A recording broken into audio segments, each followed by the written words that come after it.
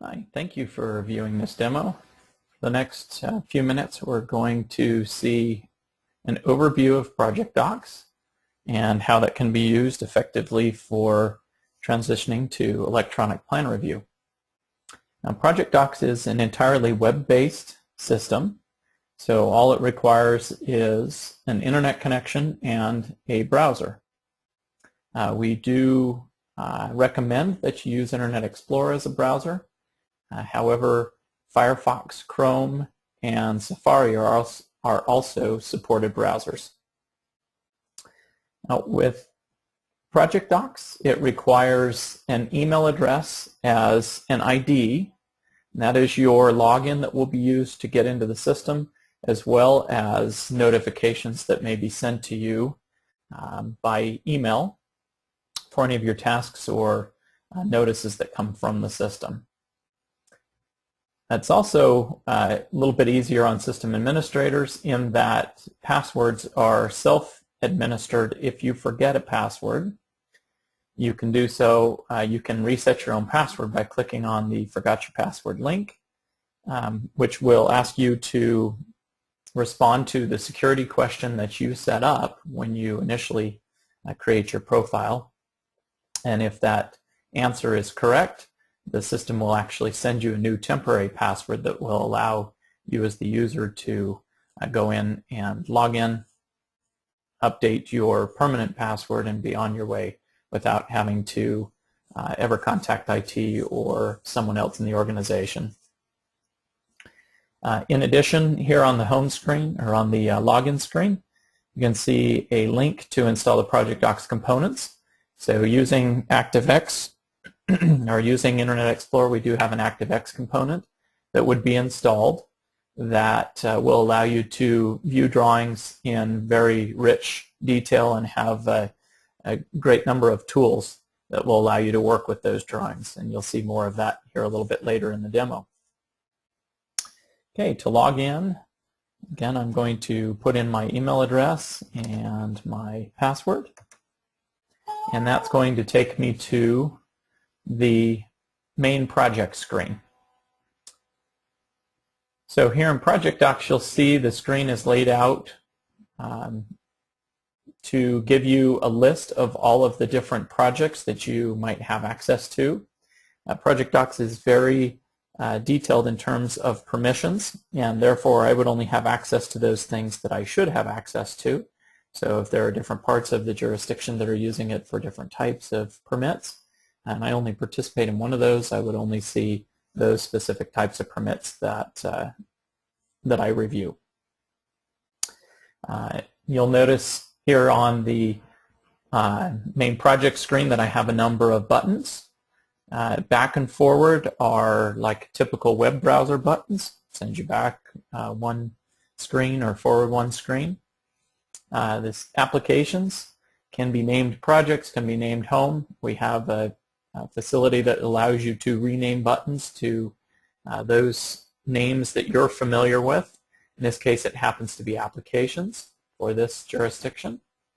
But this is really your home screen. It will always bring you back to this main screen, regardless of where you're at in the application. We have a reports button. That reports button will take you to a list of management type reports. And again, that can be enabled for specific users, those who have the need to know, those who manage the process or manage tasks every day can have a specific reports screen that they can go to. The profile. So I'll click on this. This allows the user to change his or her password and also establish or update a security question and answer. And you'll notice on the security question it's completely open, so each user can make up their own security question, which makes that a lot easier for a user to remember. In addition, you can update any of the typical profile information like address, phone number, etc. Okay, so going back to our home screen, this button here will give you a refresh of whatever screen you happen to be on. So if I click it here, it's going to refresh all of my projects on this top screen and the task list, which is the bottom screen. We'll talk more about that in a few minutes. In addition, we have a very powerful search feature, which is the picture of the binoculars. This search allows you to do wildcards, and it allows you to search through a number of different items in Project Docs. File names, file contents. One of the most powerful is that as long as you've got the right file type, which we call smart files, vector-based files, that can be PDF, it could be DWG, DWF, DGN. There are a lot of different file types that are included in that category. You can actually search through the file and its contents to find specific keywords. So if you know that there's something in that file that has a street name in it or has some sort of a comment on it, even you can search markup contents. So if you're a reviewer and you remember a part of the comment that you made on a particular plan, but you don't remember which plan sheet or which project that's in, you can put that into the search criteria and go ahead and search on that, and it is going to give you a list of those items that happen to appear and contain that term. So we can see here I typed in Brookwood, and we've got a number of different drawings that have Brookwood in the drawing name. We also have in this guide here the name of Brookwood mentioned, and so it actually brings that up as an option for me to look at. So that search is and can be very powerful. We have online help that's provided. So the blue question mark icon here will allow a user to get help. Log out, pretty self-explanatory. However, we do have, for security reasons, a security timeout that can be set by an administrator that if there is no activity from a user within that given period of time, it will automatically log the user out. Okay. We also have at the top recent applications and all applications. This is very helpful for each user as they click into their last 15 projects, as you'll see listed here on the screen. It will individually, by user, give the last 15 projects that have been clicked into.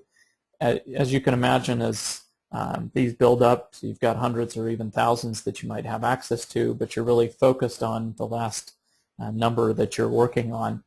Those make it quick and easy by using the recent projects or recent applications button to show those that you're most interested in. If I click on all applications in this case, you can see here, now it's going to list them alphanumerically for all of the different projects that I have access to. Now, discussing a little bit about the projects, you can see here down this left-hand side is what we typically see as a permit number, a case number, and these projects are created automatically from a permitting system.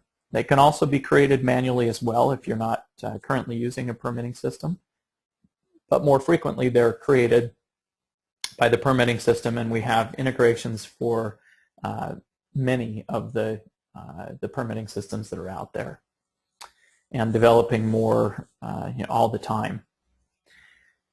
You've got a few options as a user. You can get more information on the project by clicking on the eye. You can go into topics and notes for a project, which we'll see here in just a minute. You can use TeamMail, which is essentially a notification service that Project Docs has available that allows you to send an email to anybody that is a member of the project that you're working on. Okay, and then we have an edit button here for administrators as well. Now the description, this comes over from the permitting system, so you don't have to double type anything, you don't have to do double input from any of your users. We pull all that information over, and in addition we also have here represented the coordinator name. And again, this can be configured to read whatever name is most appropriate and what you're trying to accomplish as a jurisdiction and measure and manage. The last item here is the plan review status. So as we go through plan review and through a workflow in Project Docs, that plan review status will be updated automatically by the workflow. And that's the next piece of this. Project Docs is not only a great place to store documents and to mark up documents, but we also have a very powerful workflow engine that works along with that to allow those tasks that are part of a plan review to happen electronically. Now, if I want a bit more information on the drawings and documents within the project, I can click on the link, which would be the permit number in this case, and you'll see a number of folders. Here we have the standard folder set of plans, documents, and approved. Plans would be the folder where the applicant would upload any of their plan sheets into that folder. Documents, they would upload any supporting documents for that particular submission. And then ultimately approved is the folder that the applicant will see when the plans have gone all the way through plan review and come out the other side and are approved. They can at that point download those plans and do what they need to with them in order to get things moving. Okay, to see those, I'm going to go ahead and click on plans, and you'll see there is a thumbnail for each one of the sheets that have been uploaded. You'll also notice that there are a number of different file types here. ProjectDocs, again, like I mentioned, can support all kinds of different file types. We generally work with you as a jurisdiction to establish some rules around those and what types you want to accept, but ProjectDocs is very flexible. If I want to see that drawing, take for example first floor architectural, all I do is click on the drawing itself, and that's going to bring it up into a new browser window here that I can take to full screen. Okay. I have a number of tools that allow me to more effectively work with these drawings. First of all, I can change the screen, so I can make this monochrome if that's what I'm what I'm used to as a user. I can also reverse those colors. So again, this would make it similar to black and white plans that many reviewers in the paper world are used to using. I have layers capability. So again, depending on the file type, as long as it's the smart file that I'd mentioned earlier, I have the ability to turn layers on and off so I can hide and show things that for me as a user make it easier to focus on. Now, one clarification here, I'm changing this just particularly for me and for this view that I'm on. The files are read-only, however, when they come across from an architect and engineer design professional. So we preserve that original file, and there's no way that a user in ProjectDocs can actually change any of the content of the file. So you can put your applicants at ease knowing that their intellectual property is protected in that way. So if I hide all those layers and start to turn them on here, you'll see that things start to appear. Okay? And that again helps me as a reviewer to focus in particular on those things that really I need to pay attention to for my particular type of review. I'm going to restore the defaults back, and I'm going to go ahead and reset this back to the original default colors that were saved by the design professional. I have some zoom tools that help me to get to the areas that I need to see. So if I click here on this guy, I can draw a box around the area that I'm looking for, zoom in. I can use my scroll mouse to zoom in and out on those areas, and again you can zoom in as tight as you need to. I can reset the page back to fitting everything into it by clicking on Fit Width or on Fit All, so depending on which dimension I'm trying to fit. I can rotate the drawing as well, so if it happens to be in the wrong format or wrong layout, I can go ahead and rotate that and get it to where I need it to be. And I've got one more zoom tool here as well that is a magnifier. So this allows me to take and drag this box over any area within the drawing, and that will allow me to zoom in on that particular area, so just like a magnifying glass on a sheet of paper. However, I've got three different modes. That's only the first mode. the second mode, I can actually take this and drag it off, and I now have a box that I can drag around the screen, so I'm not impeding any of the view of the larger scale of the drawing. So it helps me to find the area that I'm trying to focus on. And the third method is that I can take and click and lock any area that I'm working at, so I can still use my cursor and other things as I move around. So it's very helpful, very user-friendly, allows plan reviewers, regardless of the size of their screens, to effectively review a plan sheet electronically. We have a few more tools up here that allow us to do some measurements, and I'll show you an example of that. If I go down here and look at a plat map I have for a particular subdivision, I'm curious about some of the measurements on that plat. And I also have a search feature here where I want to go in and find lot 100, for example. If I type that up here in this search box and hit enter, that's going to take me to the first 100 in the drawing, which in this case happens to be lot number 100, which is just what I'm looking for. Yeah, I noticed that there is a, oh, I zoomed forward one, so let me go back one as well there.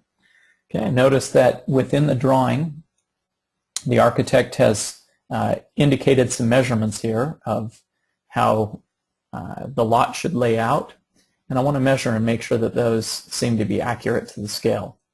So I can take and calibrate this to any measurement in the drawing, which typically if I had a scale, I could use that scale to set the calibration. In this case, I'm going to find a measurement and then base all of my other measurements off of that. So I'm going to take this top line. I'm going to go ahead and click on the two ends of the line, and I'm going to tell the system that that represents 50 feet. Okay, so once I've calibrated that, I can now use a number of other measurement tools by clicking on the measure option up above. And I can do things as simple as a line measurement. So I'm going to run this down this other side of the lot line. And you'll notice that my measurement comes up here on the screen, so up in this left-hand corner, 101.88 feet, which is exactly what the architect had noted.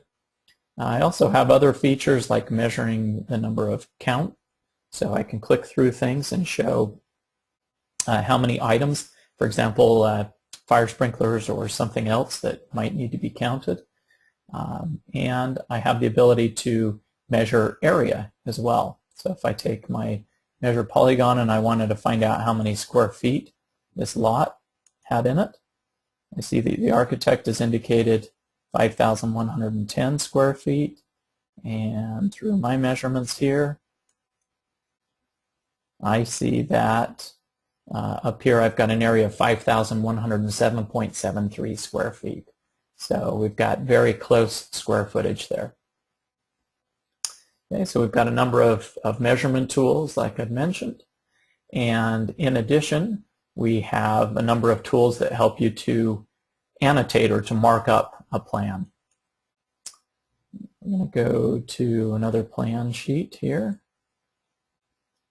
and I'll show you an example of how we would mark up this plan.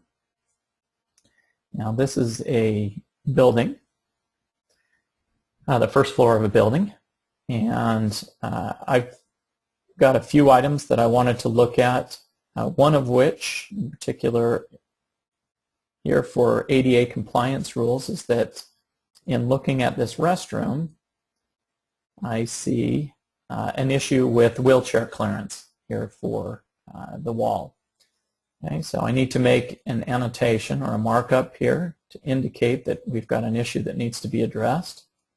So I'm going to do that by picking from a number of tools that I have here to annotate the plans.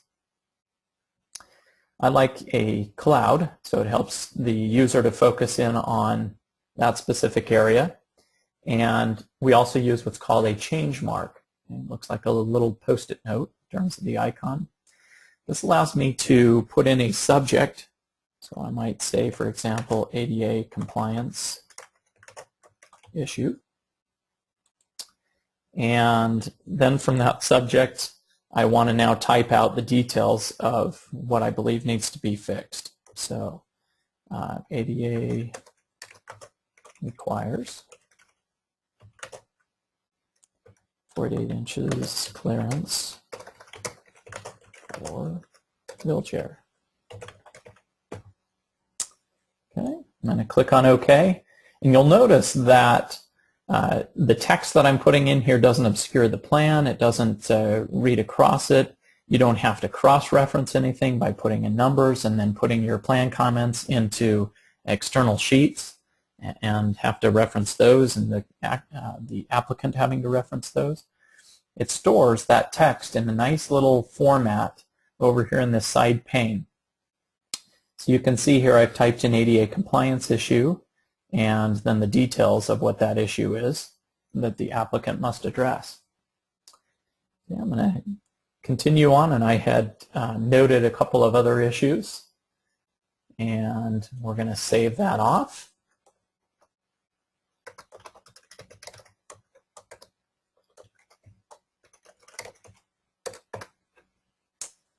Okay, and we'll come back to that in just a minute.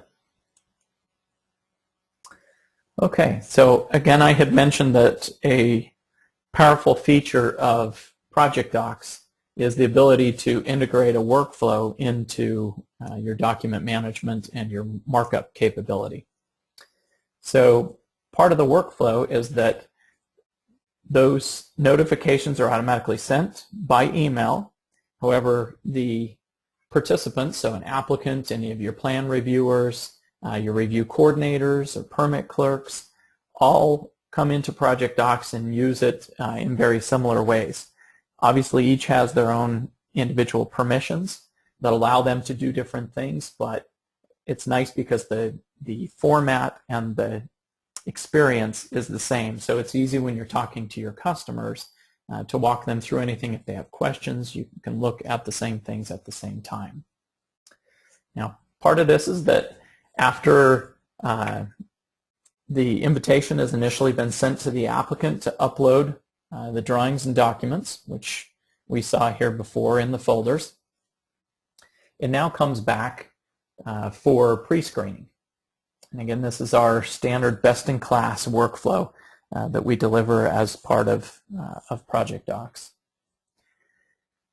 And that pre-screen gives the permit clerks or the coordinator the ability to look through everything that's been submitted and make sure that the submission is complete before we move on.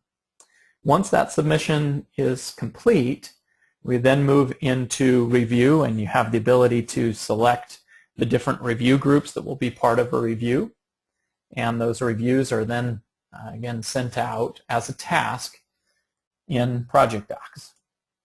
Okay, and an email notification sent out that a task is waiting on the user. You can see here at the bottom of my main project screen that there's a list of tasks that I have currently assigned to me or assigned to my group, and you can see the different permit numbers that those are associated with. One of those is a department review task. I'm going to go ahead and take that task. I can take it either from out here on my main task screen, or I can take it by going into the permit itself and taking that task within the permit. You can see the standard layout for the form here shows tabs with different kinds of information. So I've got review information, shows me which cycle I'm on, shows me who the coordinator is. I've got permit information. And this can be configured to pull permit information from virtually any permitting system that we're integrating with. We can pull a decent number of those fields, and again, we discuss those as part of our discussions with Discovery. Same thing here in terms of contact information. We can pull in this case, we're pulling an applicant and an owner, but we can pull in all sorts of different types of contacts. And purpose behind these tabs really is to give the reviewer information that will help them to perform the review without having to toggle back and forth between another system. We also have a tab for different resources, so depending on what your jurisdiction uses for code sections that might be online, if there are other applications or things, these can be real handy and convenient resources that you can pick just from this eForm list. Okay, checklist items. Checklists can be used effectively in reviews as well as standard comments. So if you've got different groups who happen to tend to see the same issues over and over again, you can have those comments already pre-set up in the system, and then they're just selected from a pick list. Okay. The routing slip will allow the user to see all of the activities that are happening with this particular permit. So you can see here that the permit, the different steps that it went through to get to this point, the date and the time that it was assigned and completed, and also the individual that it was assigned to or completed that task. Okay. Moving on down a little bit here, you'll see all of the change marks that are created. So I, as a reviewer, have created a number of different change marks here. You can see them represented with a small thumbnail view of what that issue is. It also shows the department that was reviewing it and the user, and then the details about the issue itself.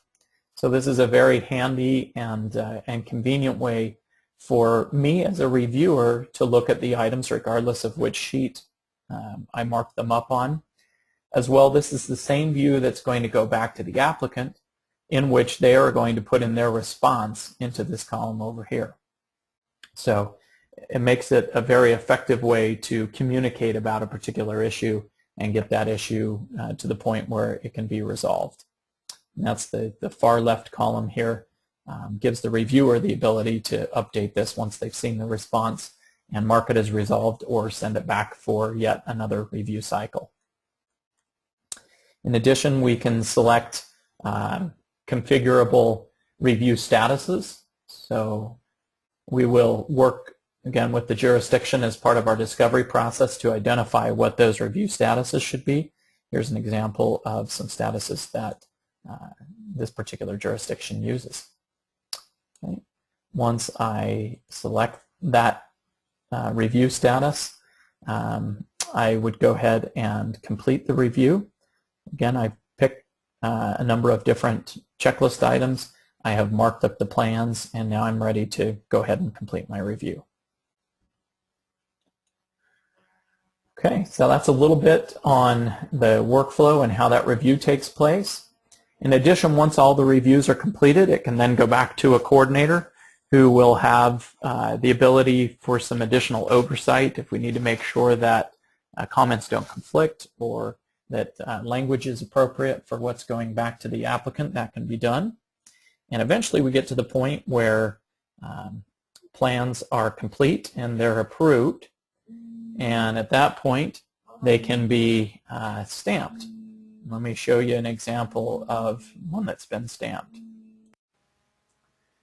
So if we take a look at a particular permit that's been approved, we can see an example of an approved drawing that's been electronically batch stamped.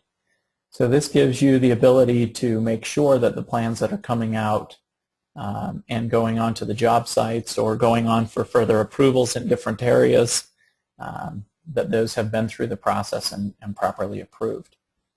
Now we can see here on this particular one, we've got a drawing, and I've gone ahead and zoomed in to the area here where the stamp has been applied. But this stamp can be completely customized to whatever your jurisdiction would like that to be. It can have language on it, can have images or graphics. And then also we have a handful of things that can dynamically be applied, like an individual's name or entity, the permit number, and the date that happens to take place, or date and time.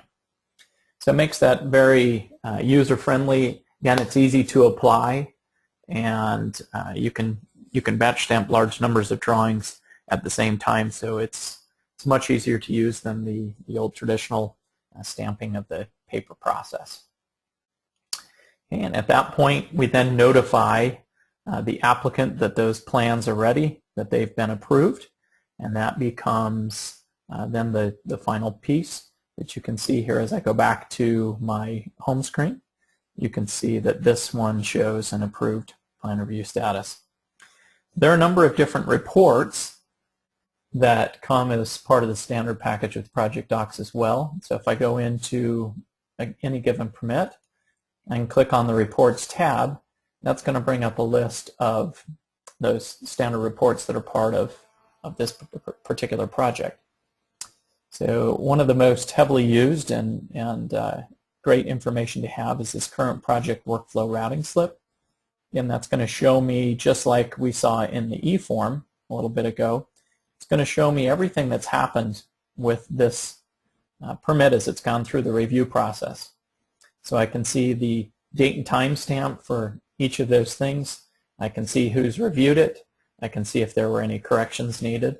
And in this case, it's a relatively simple review as it came through, as it jumped back and forth, and then eventually was stamped.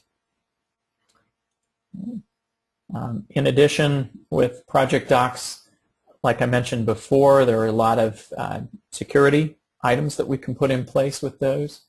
And then we've got very good reporting as to the different activities that have happened within that.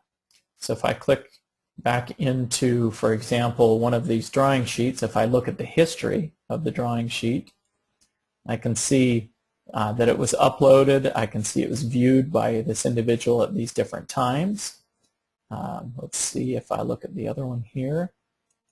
A little bit more history. I can see that this one was uploaded, it was batch stamped, and it was viewed. So as each of those activities, as markups are put on it or other things happen, you can see that all of that is tracked automatically and in real time, which makes it very helpful for doing any kind of auditing or making sure that you don't have any discrepancies.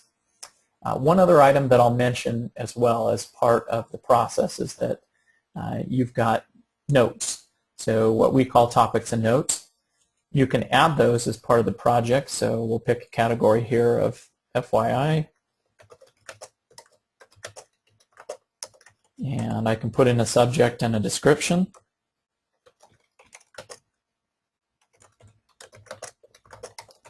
Okay, and I can now post that to the project, or I can post it and I can send an email to anybody that's part of the project, either by group or by individual user, depending on what's most appropriate for what I'm sending out. So I would choose that individual user in this case, or the group, and go ahead and click on send.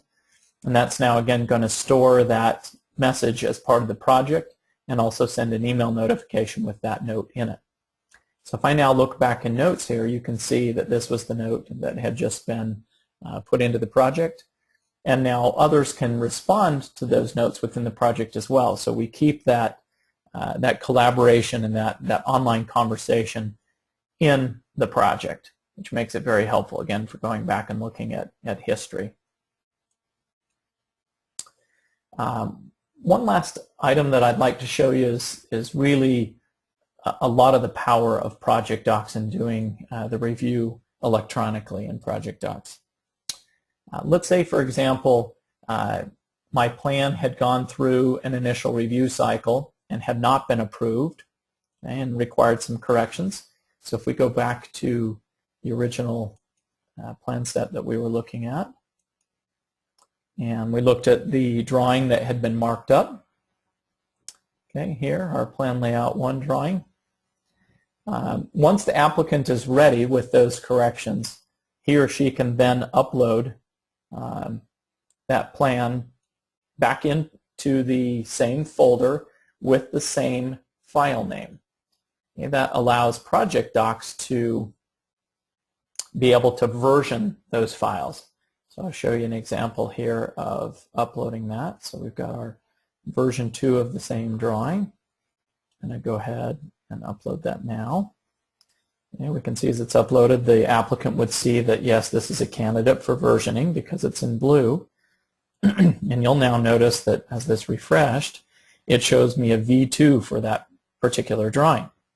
So I know now that there are two versions of planlayout1.dwg. Now to compare those, I can overlay them and look at the differences between version 1 and version 2. And I can compare that with the markups that I had and make sure that they've corrected the items that we had marked up. So if I go here into compare mode, it's going to bring up the versions. In this case, there are only 2, but if we had 3, 4, 5 different versions, you would see them all. And then I'm going to click on compare. That's going to now launch the Project Docs viewer with both of those drawings side by side, so typical to what you might be used to in doing a paper review. But the power here is that I can now take those and do overlay differences, which you'll see now is going to give you gray anywhere that the plan is exactly the same from version 1 to version 2. It's going to be red where something has been deleted, and green where something has been added. So if we zoom in to our area where we had marked that ADA issue, we can see that the wall has been shortened, so that area has been deleted and capped off here. The cap's been added, which is great because that was one of our corrections. If we scroll across here, we can also see that there was another correction made. Okay, so we had some mechanical equipment that was in an overhang here that would potentially conflict with the door. So they've deleted the door and moved it over here. So we've added it there. And then I also noticed when I was back out at full screen that there was more red and green over here to the right that I wasn't expecting. Okay, we didn't have any markups, we didn't have any issues there, but yet there was a change that took place. In this case, the owner had requested a change in the middle of a cycle, and so the architect had actually moved the door from where it was here originally out to this far area. Now it would have been easy potentially for me to not catch that on paper if I wasn't looking at those details because I'd reviewed it originally, it was fine. But in Project Docs that stands out tremendously.